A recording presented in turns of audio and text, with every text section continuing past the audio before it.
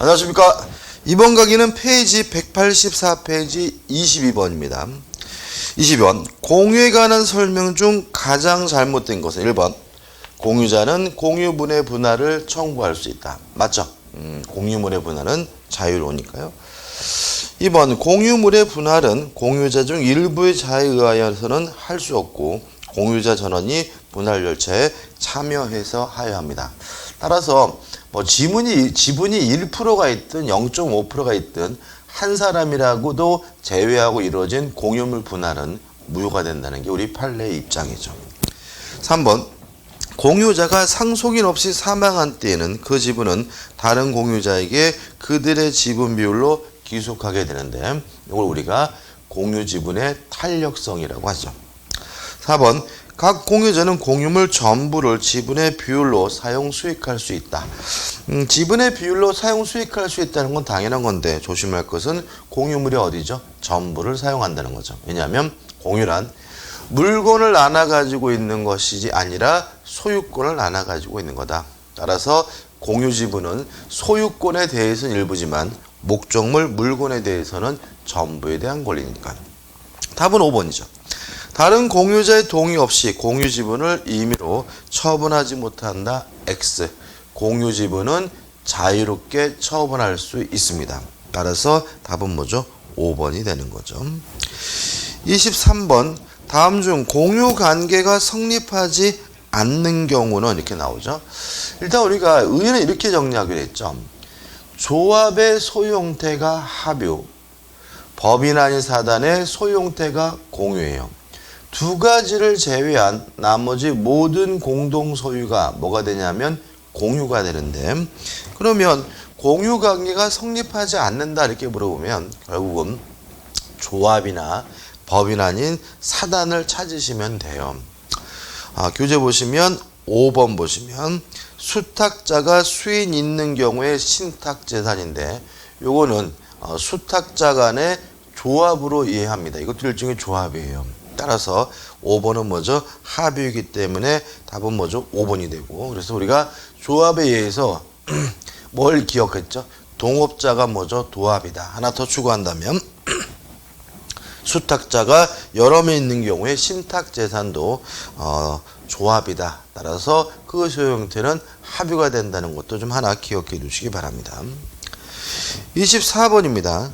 공유에 관한 다음 설명 중 가장 잘못된 것은 1번.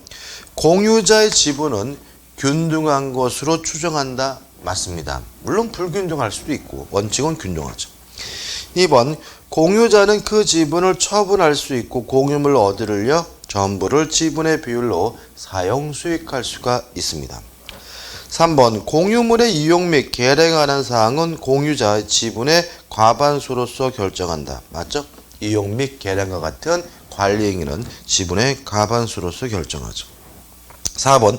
공유자가 그 지분을 포기하거나 상속인 없이 사망한 때에는 그 지분은 다른 공유자에게 각 지분의 비율로 귀속하게 되고요. 이걸 우리가 공유 지분의 탄력성이라고 하죠. 답은 뭐죠? 5번인데 공유자는 다른 공유자의 동의가 없어도 공유물을 처분하거나 변경할 수 있다. X죠. 공유물의 처분 변경은 공유자 전원의 동의가 필요합니다.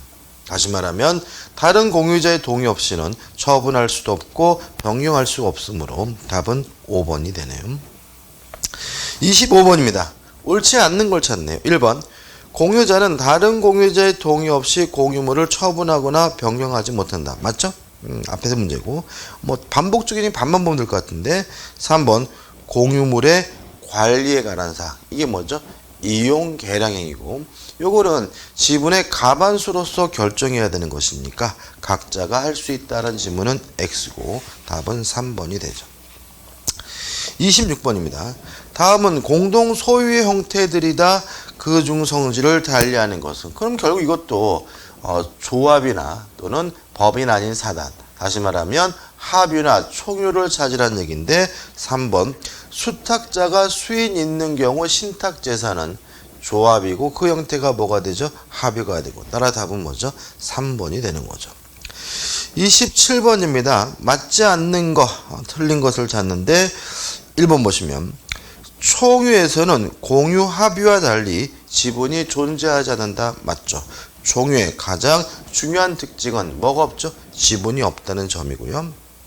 2번 공유자와 합유자 모두 보존행위는 각자 단독으로 할 수 있다. 맞죠? 요 공동 소유물의 목적물에 관한 사항은 공유든 합유든 보존행위는 각자가, 이용 계량과 같은 관리행위는 지분의 과반수로, 또 처분 변경은 전원의 동의가 필요하다는 것은 공유 합유와 공통된 내용이고요. 2번 지문은 맞죠.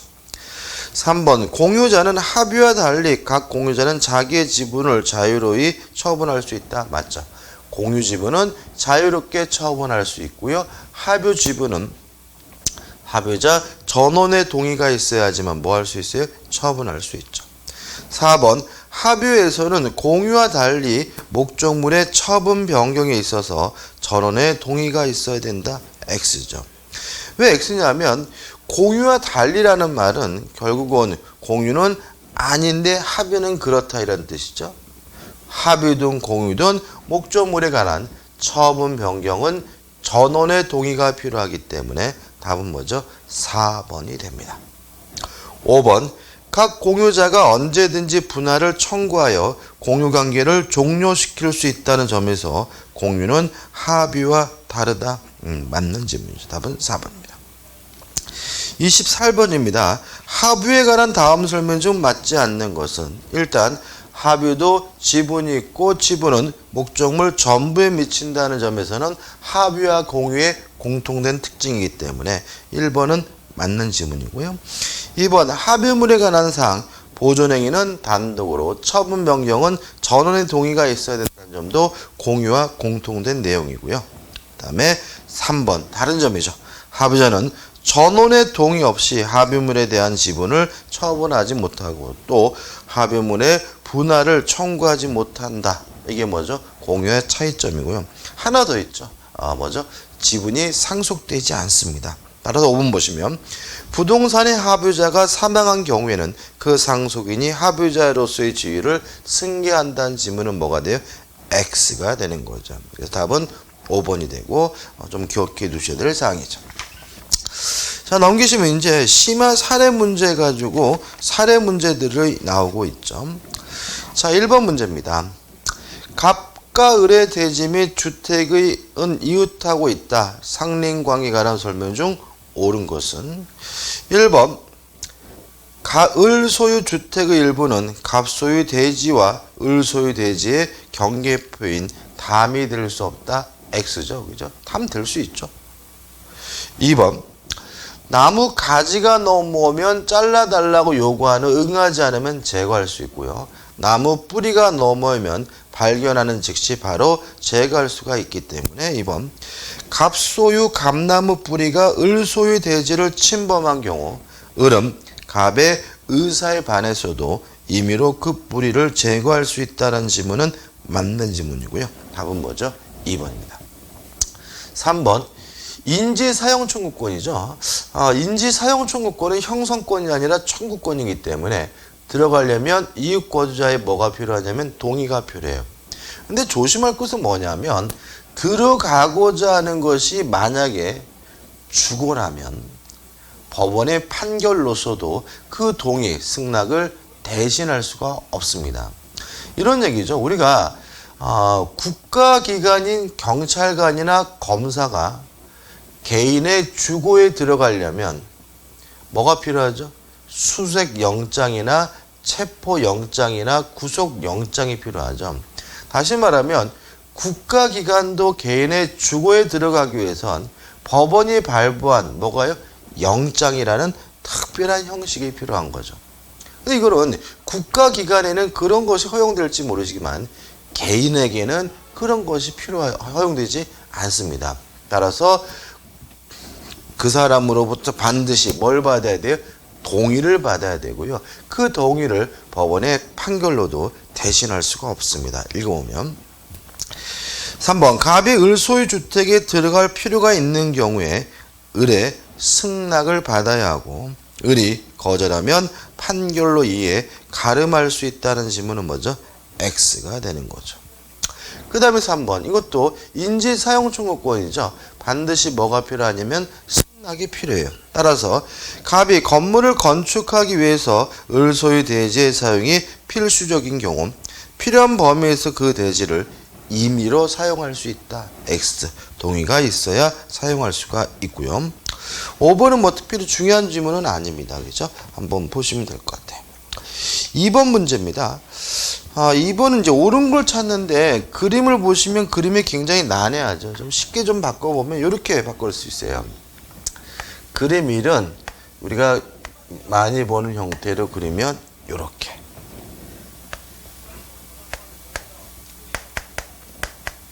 이렇게. 이해되시나요? 요게 도로고요. A 땅, B 땅, C 땅 이렇게 바꾸시면 눈에 들어오시죠? 그 다음에 그림 B는 이렇게 바꿀 수가 있어요.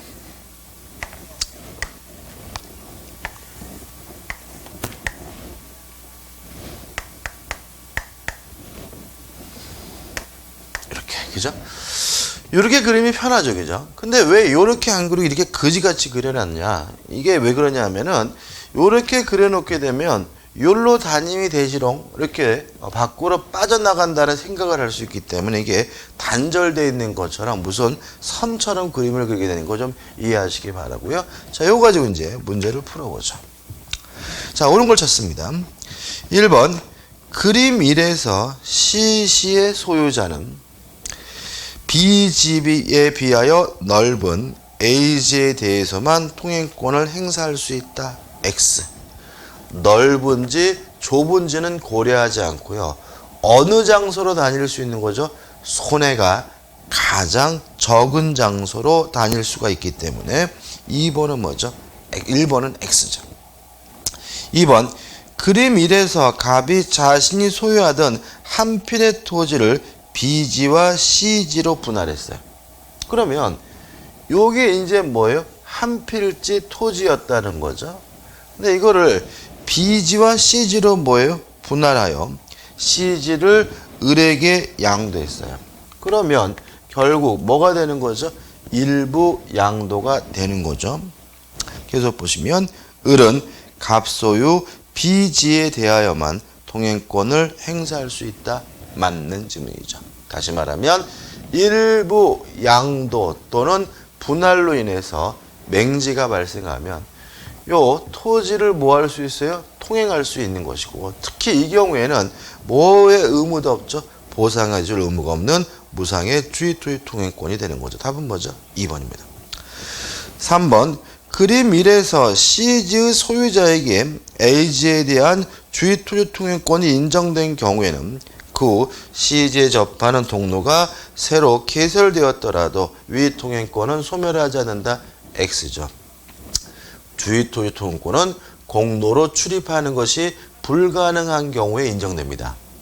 따라서 사후에 나중에라도 도로가 만들어지게 되면 기존의 주의토지 통행권은 소멸하게 되죠. 4번 그림 2에서 갑이 한 필의 토지를 X지와 Y지로 분할한 후 X지를 을에게 양도한 경우 요거죠.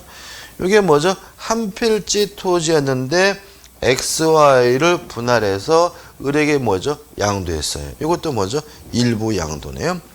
그 죄송합니다. Y지의 갑이 거주하고 Z지가 공지인 때는 을은 Y지에 대해서는 통행권을 행사할 수 없으나 Z지에 대해서 통행권을 행사할 수 있다. X입니다. 왜냐하면 이때는 손해가 가장 작은 장소와 방법으로 다니는 것이 아니라 요 Y지로 통행을 해야 되는 것이죠.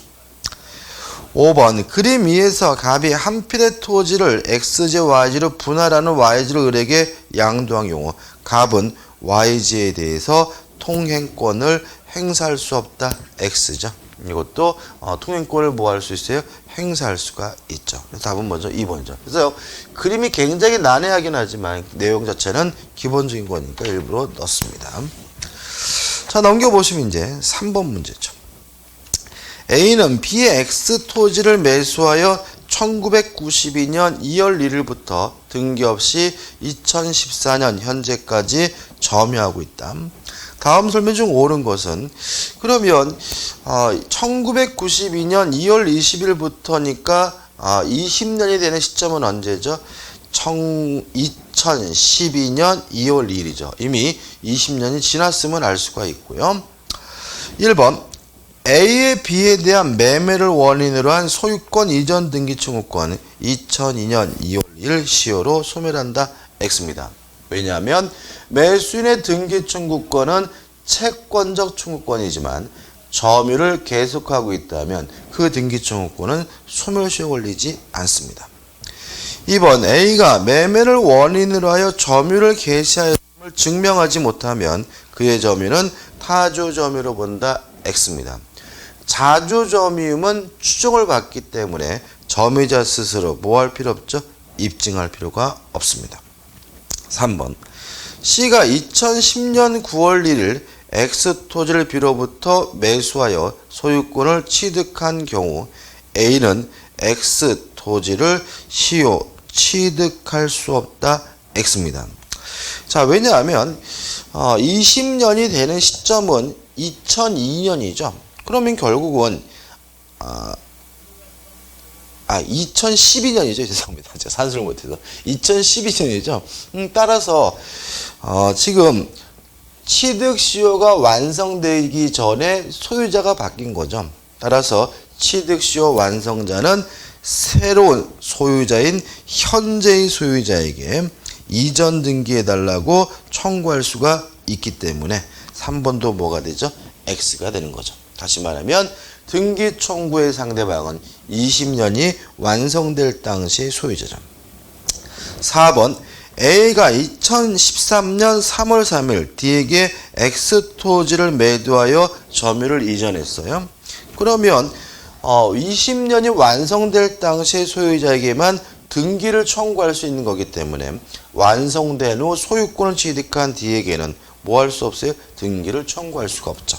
따라서 D는 시효 완성을 이유로 B에 대하여 직접 소유권 이전 등기를 청구할 수 없다는 지문은 맞는 지문이고 이게 뭐죠? 답이 되는 거죠.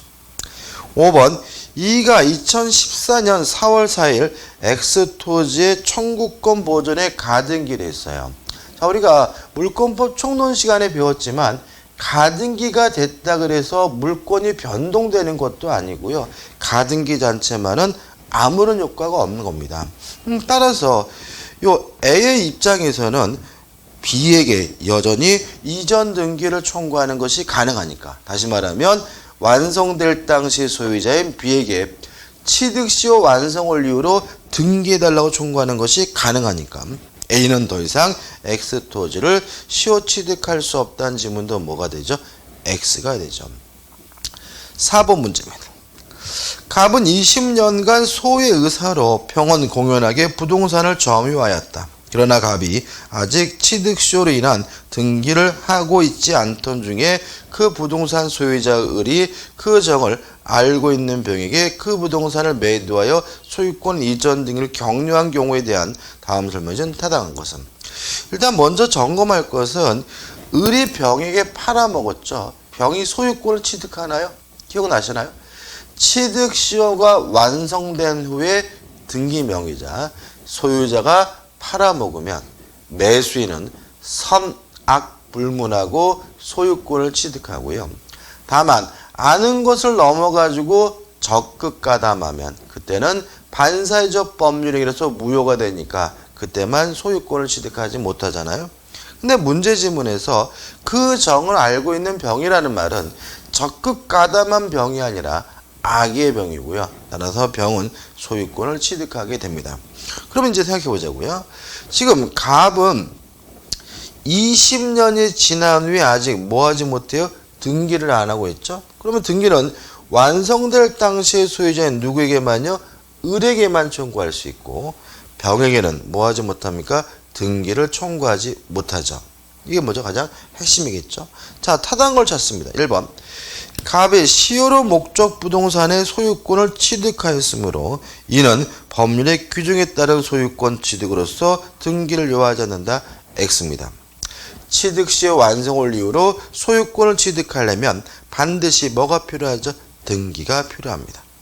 2번도 마찬가지죠. 갑이 이미 시효로 목적 부동산의 소유권을 취득하였으므로 더 이상 읽어볼 필요가 없죠.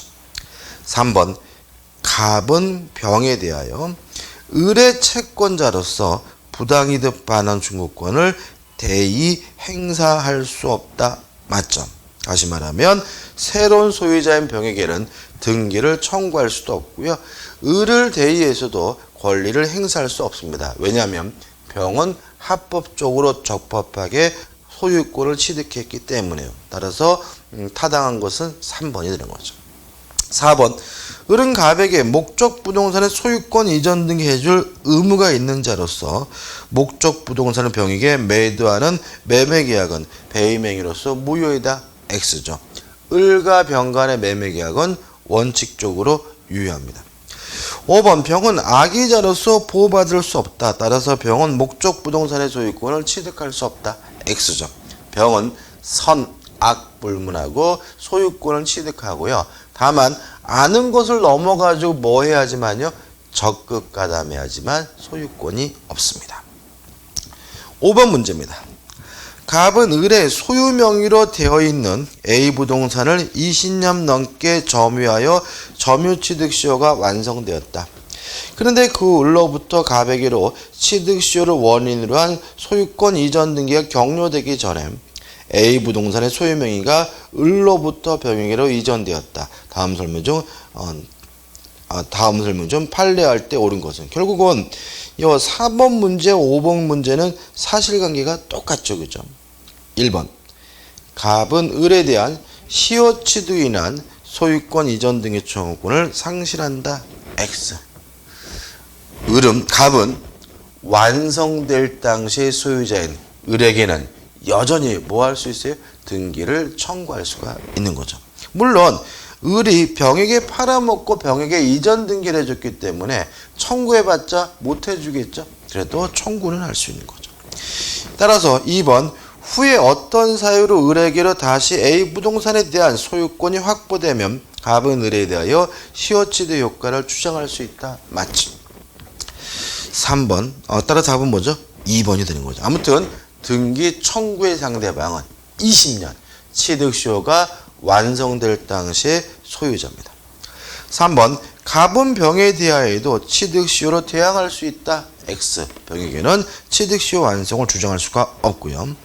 4번 갑은 소유권 변동 시를 새로운 취득시효 기산점 삼아 다시 취득시효 점유기간이 완성됐어요. 그러면 갑의 입장에서는 새롭게 이전 등기를 청구할 수 있는 채권이 하나 더 생겼고요. 이 채권도 새로운 20년이 완성될 당시의 소유자에게 청구할 수 있는 것이니까 병에 대하여는 취득시효 완성을 주장할 수 없다는 지문도 X가 되는 거죠. 5번 갑은 자신의 시효 완성 사실 을에게 알렸는가 여부와 무관하게 을의 병에 대한 권리를 목적으로 하는 대상 청구권을 행사할 수 있다. X입니다. 자, 우리 판례는 이러한 대상 청구권을 인정하기 위해서는 취득시효 완성자가 자신의 권리를 한 번이라도 주장한 바가 있어야 된다는 입장입니다. 따라서 취득시효가 완성됐는데도 불구하고 자신의 권리를 주장하지 않고 있다면 대상 청구권을 행사할 수 없다는 게 판례 입장이므로 5번도 X가 되는 거죠. 넘기셔서 이제 6번이죠. 갑은 을 소유 A 토지를 20년간 소유의 의사로 점유함으로써 취득시효 완성을 이유로 을에 대한 소유권 이전 등기를 청구할 수 있게 됐다. 이에 대한 설명 중 옳지 않은 것은 1번 취득시효가 완성된 이상 을은 갑에 대하여 A 토지 인도를 구할 수 없음 물론이고 왜요? 을은 갑에게 이전 등기해 줘야 되죠. 시효가 기산된 이후의 기간에 관하여 갑이 얻은 사용료익을 부당이득으로 반환 청구할 수가 없어요. 왜냐하면 취득시효가 완성됐다는 이유로 자기 앞으로 등기를 하면 갑이 소유권을 취득하는 시점은 등기한 때가 아니라 점유를 시작한 때로 소급해요. 따라서 이 사람은 언제부터 소유자예요? 점유를 시작한 때부터 소유자가 되기 때문에 그 사람의 사용이익은 부당이득이 될 수도 없고요. 계속 보시면 나아가 갑에 대하여 그 기간 동안에 불법 점유를 이유로 하는 손해배상도 청구할 수가 없어요. 왜냐하면 취득시효 완성자가 등기하면 소유권을 갖게 됩니다. 언제부터 소유자가 된다고요? 점유를 개시한 때부터. 그죠? 2번 갑이 A 토지를 계속 점유하고 있는 동안에는 취득시효가 완성된 후 10년이 경과해도 갑의 소유권 이전 등기 청구권은 시효로 소멸하지 않는다. 맞죠? 취득시효 완성자의 등기 청구권은 채권적 청구권이지만 점유를 계속하는 한 소멸시효가 걸리지 않습니다. 3번입니다. 자, 그럼 다시 한번 생각해 보자고요. 취득시효가 완성되면 소유권을 취득하는 것이 아니라 결국은 채권을 갖는 거죠. 따라서 취득시효 완성자가 자신의 권리를 처분하면 결국 그 양수인도 취득자도 인수인도 뭘 갖게 되는 거죠? 채권을 갖게 되는 거죠. 따라서 대유행사해야 되는데 3번 갑이 자기 앞으로 소유권 이전 등기를 격려하지 아니한테 누가요? 갑이 A 토지를 병에게 매도하여 인도했어요. 그러면 병에게 소유권을 못 넘기죠. 아직도 갑에게 뭐가 없어요? 소유권이 없으니까. 따라서 병은 갑의 소유권 이전 등기 청구권을 대의 행사할 수 있을 뿐만 아니라 갑의 취득시효 완성 요건을 승계하여 직접 자신 명의로 소유권 이전 등기를 청구할 수 있다는 지문은 X고요. 대의 행사할 수 있을 뿐입니다. 답은 뭐죠? 3번이죠. 4번 갑이 자기 앞으로 소유권 이전 등기를 격려하지 아니하고 있는 동안 을이 A 토지에 대하여 정 앞으로 소유권 이전 등기를 격려했다면 완성될 당시의 소유자에게만 등기를 청구할 수 있는 것이니까 갑은 정에 대하여 원래 취득시효 완성을 이유로 소유권 이전 등기를 청구할 수 없다는 지문은 뭐죠? 맞는 지문이고요. 5번 갑이 취득시효 완성 후 A 토지를 더 이상 점유하지 않게 됐어요. 그러면 점유를 상실하는 순간 소멸시효가 뭐가 되겠어요? 시작이 되겠죠. 그래서 상실한 때부터 10년이 지나야 비로소 등기 청구권이 소멸시효 완성을 이유로 소멸하기 때문에 이를 시효이익의 포기로 볼 수 있는 경우가 아니란 그가 취득시효 완수는 취득한 소유권 이전 등기 청구권은 소멸하지 않습니다. 바로 소멸하는 것이 아니라 10년이 지나야 소멸시효가 완성됐다는 이유로 소멸하게 되는 거죠. 7번입니다. 갑과 을이 A 토지를 공유하고 있다. 지분은 각 2분의 1씩. 다음 설명 중 옳지 않은 내용을 찾아 묶은 것은 자, 갑원을 볼까요? 갑원 제3자 병이 A 토지를 불법으로 점거한 때 그러면 공유 지분은 목적물에 대해서는 전부에 대한 거니까 반환 청구는 전부에 대해서 그렇지만 소유권에 대해서는 일부니까 손해배상이나 부당이득 바라는 뭐예요? 지분 범위 내에서죠. 따라서 갑은 병에 대하여 A 토지 전부에 해당하는 손해배상을 청구할 수 있다는 지문은 X가 되는 거죠. 라번 보실까요? 라번 갑이 A 토지 특정 부분을 배타적으로 점유 사용하는 경우 자 공유 지분이라는 것은 목적물에 대해서는 어떻게 해요? 전부에 대한 권리예요. 따라서 이렇게 자기 지분 범위 내에서 사용하는 것도 다른 공유자의 공유 지분을 침해하는 것이니까 만일 그 특정 부분이 면적이 갑의 지분 비율에 상당하는 면적 비율에 해당하는 때에는 을이 전혀 A 토지를 사용 수익하지 않고 있다 하더라도 갑은 을에 대하여 그 지분에 상하는 부당이득 바라는 의무는 없다는 지문은 X입니다. 이 경우에도 지분 범위 내에서 다른 공유자는 부당이득 반환을 청구할 수가 있죠. 답은 2번이네요. 넘기시면 8번입니다. 갑을병이 3분의 1씩 공유하는 토지를 갑이 을병과 협의하지 아니한테 배타적으로 점유 사용하겠다. 이에 을은 갑에게 토지의 인도를 청구함과 아울러 갑이 점유 사용함으로 얻은 차윤상당의 부당이득금의 지급을 청구하고자 한다. 이에 관한 설명 중 판례 입장에 부합하는 것은 간단하죠. 공유지분은 목적물에 대해선 전부니까 인도 청구는 전부에 대해서 하는 거고요. 소유권에 대해서는 뭐예요? 일부니까 부당이득 반환은 지분 범위 내에서만 할 수 있겠죠. 따라서 기억 을은 단독으로 토지 전부인들을 청구할 수 있다. 맞는 지문이고요. 1번 을은 자기 지분에 상당하는 부당이득금만의 지급을 청구할 수 있다. 맞는 지문이고 답은 1번이 되는 거죠. 9번 문제입니다. 갑을 및 병이 건물을 공유, 지분은 갑이 2분의 1, 병이 을 및 병이 4분의 1 하고 있는 경우에 하나 설명 중 옳은 것을 찾는데 특별한 것은 없는데 5번을 보시면 갑이 자신의 지분을 포기한 경우 그 지분은 을 및 병에게 각 지분의 비율로 귀속한다. 맞죠? 이거 우리가 뭐죠? 공유 지분의 탄력성이라고 하죠. 1번부터 보시면 이게 좀 약간 좀 애매하긴 한데 갑을병 전원이 있어야지만 임대차 계약을 해지할 수 있다는 거 주의하시기 바라고 2번 비용은 지분 비율로서 부담해야 되기 때문에 동등하게 부담한다는 지문은 뭐죠? X고요. 3번 공유 지분을 취득하려면 반드시 이전 등기를 받아야 하고요. 그 다음에 4번 제3자 명의의 불법 등기가 있다면 보존행위이기 때문에 단독으로 그 등기의 말소를 청구하는 거 가능하겠죠. 10번입니다.